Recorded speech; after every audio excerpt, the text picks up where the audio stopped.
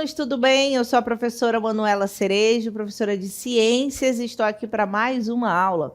Vamos aí ver qual vai ser o assunto da nossa aula.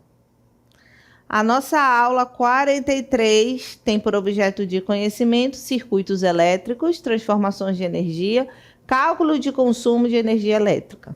E no detalhamento, classificação dos equipamentos elétricos residenciais de acordo com o consumo de energia, combate ao consumo excessivo de energia. Então, vamos para a nossa aula.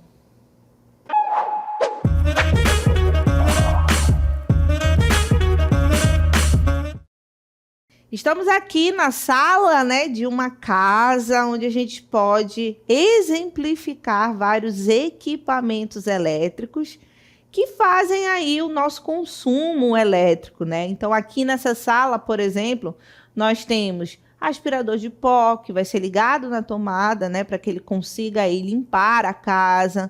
Nós temos a televisão, nós temos o ar-condicionado, nós temos o ventilador, Então, são aí equipamentos elétricos do nosso dia a dia, Equipamentos elétricos residenciais que consomem energia, e essa energia a gente tem lá no final do mês o quanto que a gente precisa pagar, E existem alguns meses que esse valor ele vem alto.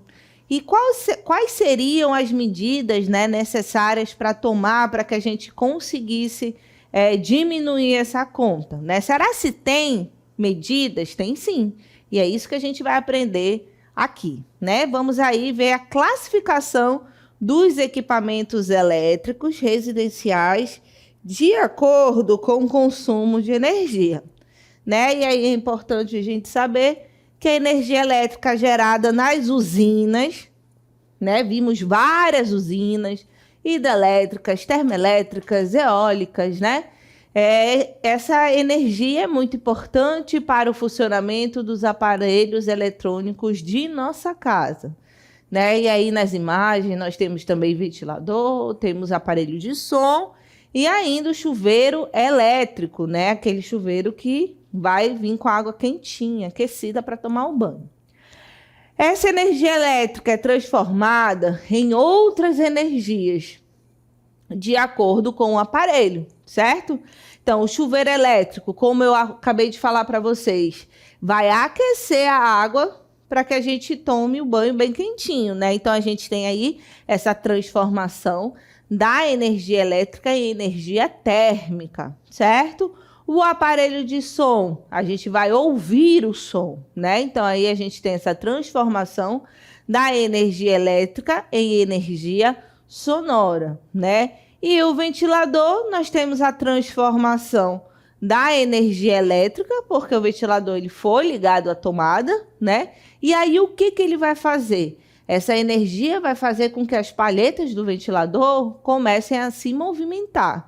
E quando a gente fala em movimento, a gente fala em energia cinética, Que é um tipo de energia mecânica, Então, essa energia elétrica, ela tem essa capacidade aí de se transformar em outras energias, como a gente acabou de ver nos exemplos com esses aparelhos elétricos residenciais.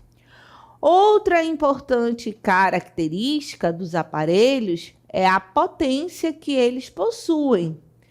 Isto é, a capacidade de transformar energia elétrica em um outro tipo de energia mais rapidamente. Então, quanto mais potente o equipamento for, Isso quer dizer que essa transformação da energia elétrica em outra energia vai ocorrer mais rapidamente, Quanto maior a potência, maior a quantidade de energia elétrica. Menor a potência, menor a quantidade de energia elétrica, certo? E aí existem aparelhos, que possuem a mesma função, Por exemplo, nós temos um aparelho, um rádio, onde a gente vai ouvir músicas, ouvir os programas que passam na rádio, certo? E nós temos toda uma aparelhagem de som aí presente nessa sala com televisão, Vão ter a mesma função esses dois? Vão. Por eles, vão sair, o som será produzido, né? Tanto no aparelho de rádio pequenininho, quanto nesses maiores, mais tecnológicos aí presentes nessa sala.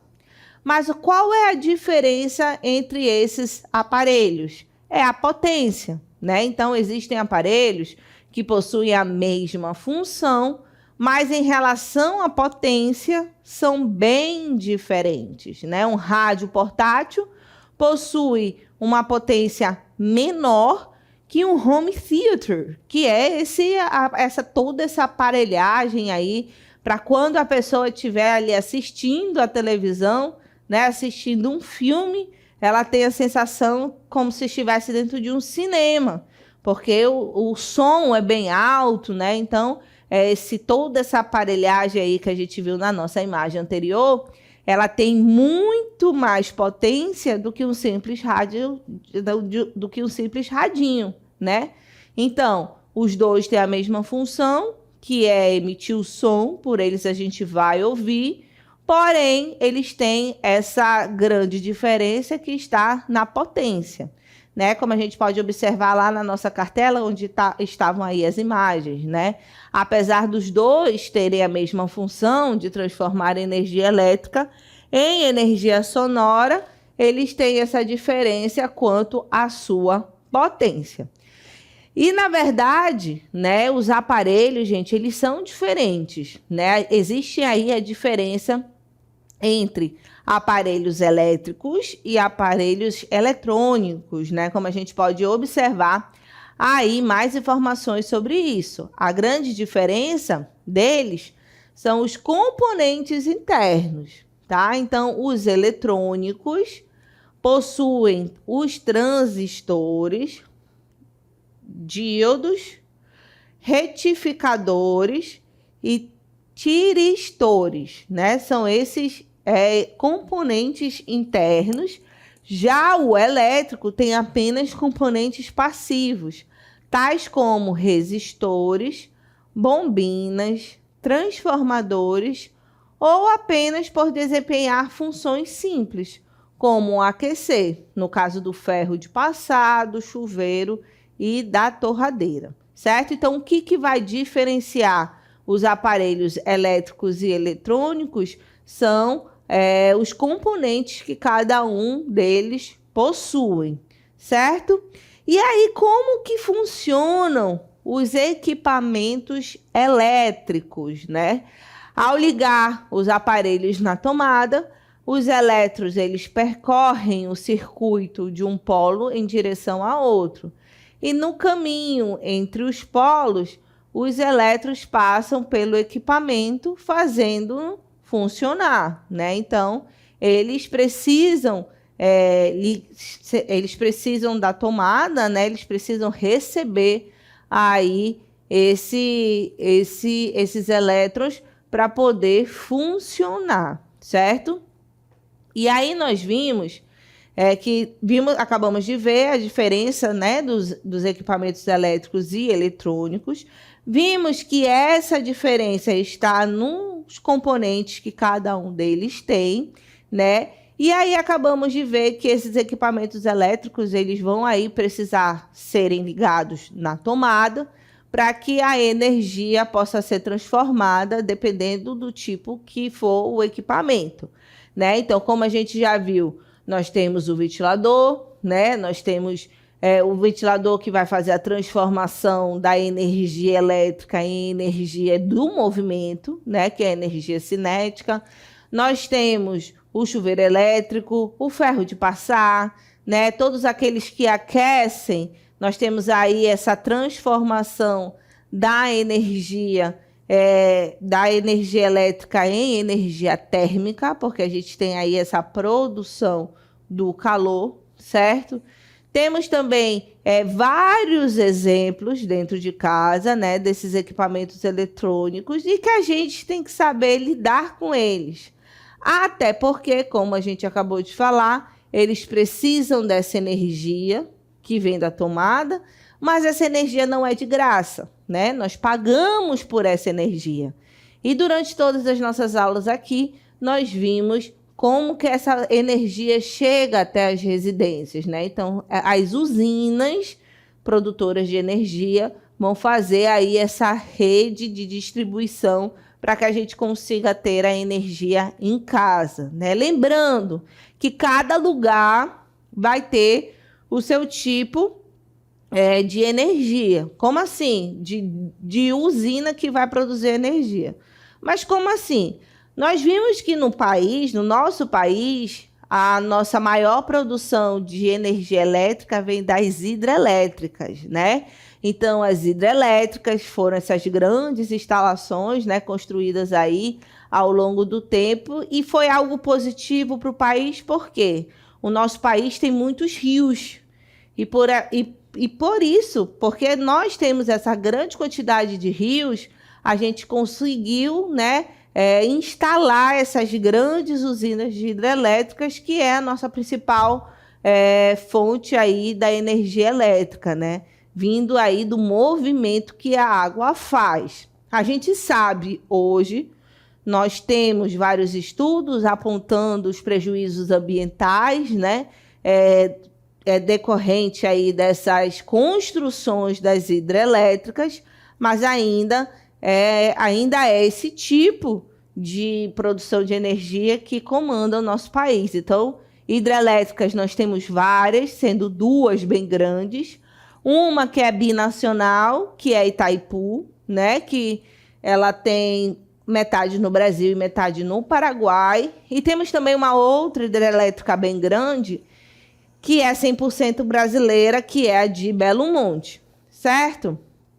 Em segundo lugar, outro tipo que gera energia para a gente, que produz essa energia elétrica, são as termoelétricas, né? E aí, o grande problema das termoelétricas é que tem uma grande poluição ambiental, visto que nas termoelétricas a gente utiliza o que para gerar energia? A gente utiliza combustível fóssil. E aí são dois problemas. Um problema é a queima desse combustível fóssil vai gerar fumaças, a queima vai gerar gases do efeito estufa, que vão poluir a atmosfera. E o outro problema é que os combustíveis fósseis é um tipo de recurso não renovável. Por mais que tenha vindo na natureza, né? O petróleo foi produzido aí a partir da decomposição dos componentes orgânicos ao longo de milhões de anos, né? Apesar da gente ter esse produto vindo da natureza, ele não é renovável, né? Porque a gente precisou de milhões de anos para produzir o petróleo que a gente usou, que a gente está usando, né? Então a gente não tem como esperar mais milhões de anos para ter petróleo. Por isso ele é um recurso não renovável. E são dois problemas aí que as usinas do tipo termoelétricas possuem.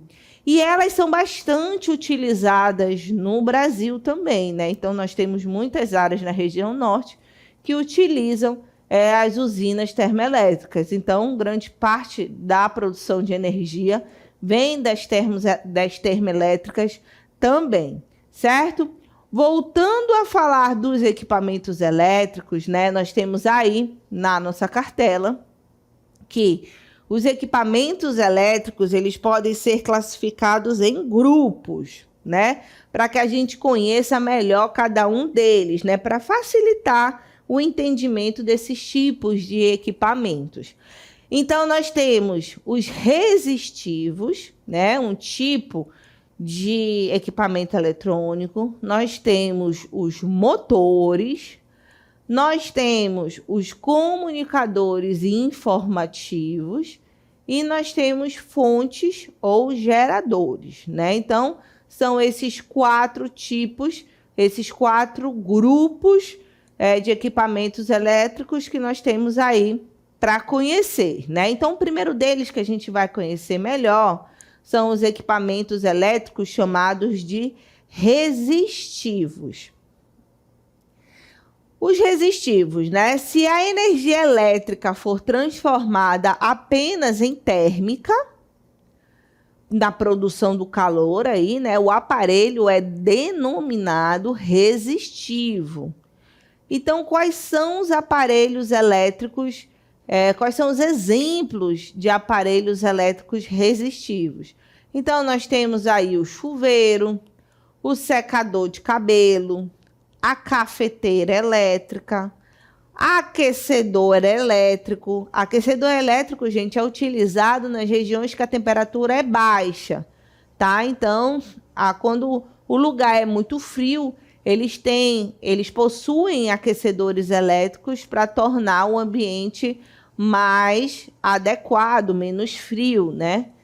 Lâmpada também é um exemplo de resistivo.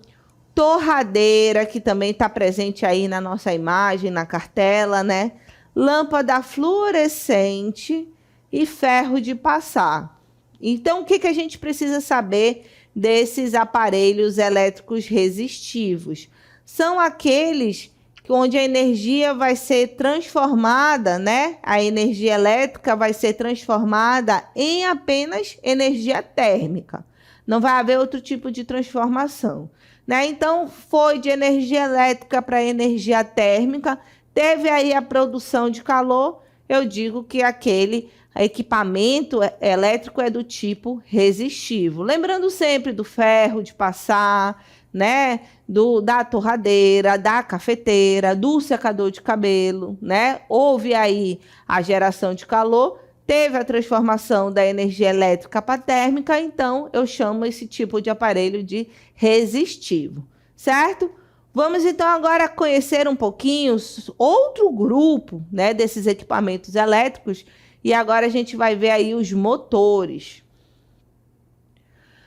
Os motores possuem em seu interior um motor que transforma a maior parte da energia elétrica em mecânica, produzindo rotação em torno de um eixo. Aqui a gente vai ter que lembrar da energia em movimento, né? Quando eu tenho essa transformação da energia elétrica para uma energia que vai gerar aí o movimento, a gente classifica esses equipamentos elétricos como motores, né? E apesar de aquecerem um pouco, a função desses aparelhos não é a mesma dos resistivos, né? A gente viu que os resistivos eles vão ficar apenas na mudança da energia elétrica para energia térmica. Aqui nos aparelhos motores, eles podem aquecer, podem aí gerar essa energia térmica, mas a função não é essa. A função é a transformação da energia elétrica em energia mecânica, né? Então, a gente tem aí o ventilador, né, que é bem fácil da gente visualizar esse tipo de equipamento elétrico, porque a gente vê as palhetas do ventilador se movimentando, né? Então, essa energia elétrica se transformou em energia de movimento, que é a energia cinética, que está dentro da energia mecânica, tá? O liquidificador, a gente também consegue ver esse movimento. E a gente percebe também que no liquidificador a gente tem dois tipos de transformação. Então, o liquidificador, a gente também enxerga essa transformação em movimento, né? Quando ele está ligado, a gente consegue enxergar o alimento sendo batido dentro dele, né? Então, a gente também vê esse movimento, essa energia elétrica sendo transformada em energia mecânica. No caso do liquidificador, a gente também tem outra transformação de energia, que é a sonora, né? Porque também a gente consegue ouvir o barulho emitido por esse equipamento elétrico, certo? Então, esses são os tipos aí dos equipamentos motores. Na máquina de lavar, a gente também percebe esse movimento, né? O movimento de rotação ali da roupa que está sendo lavada. A gente também consegue enxergar essa transformação da energia elétrica em energia mecânica. Muito bem, falamos aí dos equipamentos elétricos motores. E agora nós vamos conhecer um pouquinho sobre os comunicadores e informativos. Esse tipo de equipamento elétrico, eles são considerados receptores de energia elétrica. A principal função é guardar informações, decodificá-las, transportá-las e servir para comunicação, né? Então, esse tipo de equipamento elétrico, os comunicadores, os informativos, eles estão relacionados com magnetismo e com ondas eletromagnéticas. E aí é importante a gente ter um alerta, gente, em relação à nossa saúde e o uso contínuo e prolongado do celular, por exemplo, né? Nós sabemos que existem vários estudos que apontam que a gente não deve colocar o celular, ele não deve ficar todo o tempo perto do nosso corpo, né? Porque vocês viram aí essas ondas eletromagnéticas, então não é algo bom para a saúde, né? E outra coisa também que vem sendo bastante sinalizado, né, nas redes sociais, nos telejornais, quanto à segurança na hora de carregar esses celulares, né? Então, existem aí várias notícias que apontam essa segurança que deve ser seguida para que não haja nenhum tipo de explosão, como já aconteceram em alguns casos, né? Então, evitar colocar o celular para carregar à noite do lado da sua cama, né? Porque existe um superaquecimento ali e pode causar uma explosão. Então, evitar que esse celular fique carregando perto de você é uma das medidas de segurança que vem sendo noticiadas aí, que não custa nada a gente cumprir, certo? Ainda mais que é um aparelho que a gente está sempre por perto, não é? Então, a gente precisa ter todos esses tipos de cuidados. Vamos aí conhecer um pouquinho mais sobre fontes ou geradores. As fontes ou geradores fazem o inverso, fornecendo energia elétrica a partir de outras formas de energia, né? Então, nós vimos ali que o anterior recebe energia, fonte ou gerador fornece energia, né? Como é o caso da energia química ou energia potencial gravitacional. E aí os exemplos que nós temos, né, de equipamentos elétricos que são fontes ou geradores, nós temos aí as pilhas, a bateria e a própria tomada, que a gente vem falando bastante na nossa aula, certo? E apresentei para vocês aí os grupos, né, que existem nessa classificação aí dos aparelhos elétricos. Mas, como eu falei para vocês, a gente também vai falar sobre consumo, né? E aí vem a nossa próxima cartela dizendo quanto consome um aparelho em stand-by. Vocês sabem o que é stand-by, gente? É aquele aparelho que não está sendo usado, não está sendo utilizado, mas ele fica, por exemplo, com uma luzinha acesa. É muito comum a gente ver isso em televisão, em esses aparelhos tipo o receptor, né, da antena parabólica, e também a gente consegue enxergar isso na internet, né, no receptor de internet, que ficam aquelas luzezinhas ligadas. Então, assim, stand-by é isso, é o aparelho, é o equipamento elétrico que ele está ligado na tomada, mas ele não está sendo utilizado. Porém, ele fica ali com aquele indicativo, né? Quando a televisão está ligada, ele fica com a luzinha verde. Quando a televisão está apagada, a luz se torna vermelha. Mas será que esses aparelhos stand-by gastam energia, consomem energia? E é isso que a gente vai ver aí na nossa cartela, né? Que no stand-by, em um mês, o gasto é de 13 kWh. O ideal é desligar o aparelho após o uso, principalmente quando você vai fazer uma viagem ou ficar fora de casa por muito tempo. Então, qual é o recomendado? O recomendado, se eu for passar o dia fora de casa, ou estudando, ou trabalhando, eu tiro esse aparelho da tomada, né? Porque aí ele para de consumir a minha energia, certo? E aí nós temos uma lista dos aparelhos que mais consomem energia elétrica quando eles estão em stand-by, né? Mesmo desligados.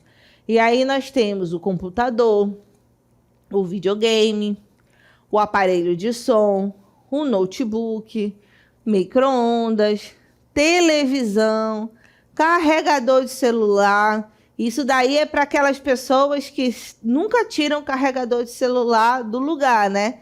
Quando chegam, botam o celular e quando vão embora só tiram o celular, não tiram o carregador da tomada. Olhem aí o quanto que a pessoa está gastando e nem percebe, né? Então é importante, se você não estiver utilizando o equipamento, tire-o da tomada, né? Por questões de segurança e também por questões de economia, certo? E vamos aí ver a lista dos aparelhos, né? Dos equipamentos elétricos, aparelhos domésticos que mais consomem energia elétrica. Então, vamos ver aí os que mais contribuem para o aumento da nossa conta de luz, né? Então, nós temos aí o fogão elétrico. Como a gente pode observar, né? Ele é o que mais consome. Chuveiro elétrico também, ele é um que contribui bastante para o aumento da nossa conta de luz, assim como a torneira elétrica, né? Secadora de roupas. Quem tem máquina de lavar e secar, a secadora de roupas consome bastante também, até porque ela requer um tempo maior, né? Então fica muito tempo ligada e aí vai consumir bastante, né? Forno elétrico também é um tipo de aparelho doméstico que tem um alto consumo de energia. Máquina de lavar louças, forno de micro-ondas e o ar-condicionado. Então, para quem achava que o ar-condicionado era o que mais consumia, né? Nem é tão vilão assim. Existem outros aparelhos domésticos que consomem bastante energia, né? Que contribuem aí para o aumento da nossa conta de luz, certo? E eu tenho certeza que quando vocês foram em algum supermercado, em alguma loja e viram lá um aparelho doméstico, equipamento doméstico para comprar, vocês já visualizaram essa etiqueta, não foi? Vocês sabem o que quer dizer essa etiqueta? Essa etiqueta é a Etiqueta Nacional de Conservação de Energia. Todo o equipamento eletrônico vai ter essa etiqueta e dela você consegue retirar bastante informações, como, por exemplo, o tipo de equipamento, o nome do fabricante, marca comercial ou logomarca, indicação do modelo, indicação da eficiência energética do equipamento. Então, essas letras, elas vão indicar o quanto que ele consome. Se ele for A, indica que ele vai consumir menos energia.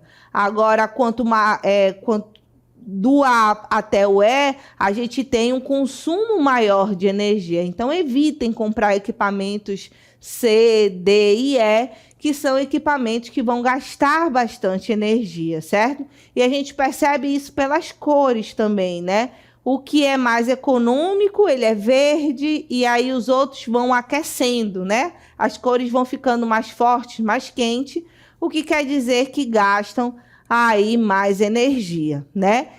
E aí nós temos a indicação também do consumo de energia por mês desse equipamento, né? E são essas informações que a gente consegue obter através dessa etiqueta nacional que vai estar ali presente dentro lá no equipamento que você está pesquisando, está querendo comprar. Então, é muito importante a gente conhecer essas informações para comprar o melhor aparelho, certo? Vamos continuar aí falando sobre essa etiqueta, né?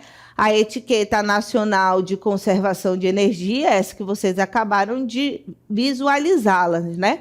E a função dessa etiqueta é informar o desempenho energético dos equipamentos, veículos leves e edificações.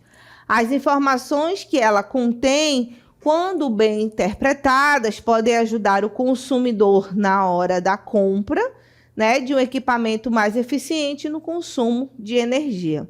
Então, sempre sigam aí essa etiqueta, porque são informações importantes, né, que ela contém, certo?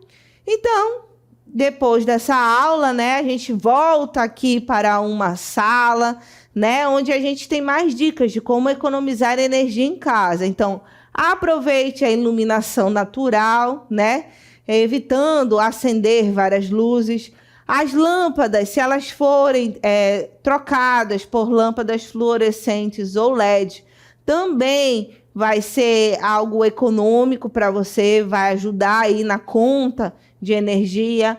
Manter a chave do chuveiro elétrico na posição de verão, ou seja, não deixar ele sempre na posição de esquentar a água. Isso também traz uma economia de energia, né? Então, aqui nós temos mais uma dica, que é tirar os eletrônicos da tomada para evitar aquele desperdício dos equipamentos enquanto eles não estão sendo utilizados, né? O que a gente chama de stand-by. Temos também reduzir o uso do ferro de passar roupas, para que não fique passando um pouquinho de roupa todo dia, ligando aquele ferro um pouquinho todo dia. Vamos tentar economizar este uso, né? E considerar trocar os seus eletrodomésticos. Vamos tentar comprar aqueles onde a gente consegue enxergar lá na etiqueta que eles têm menos consumos, que eles têm menos consumo de energia, e isso vai com certeza favorecer a sua conta de energia, tá bom? Essa foi a nossa aula.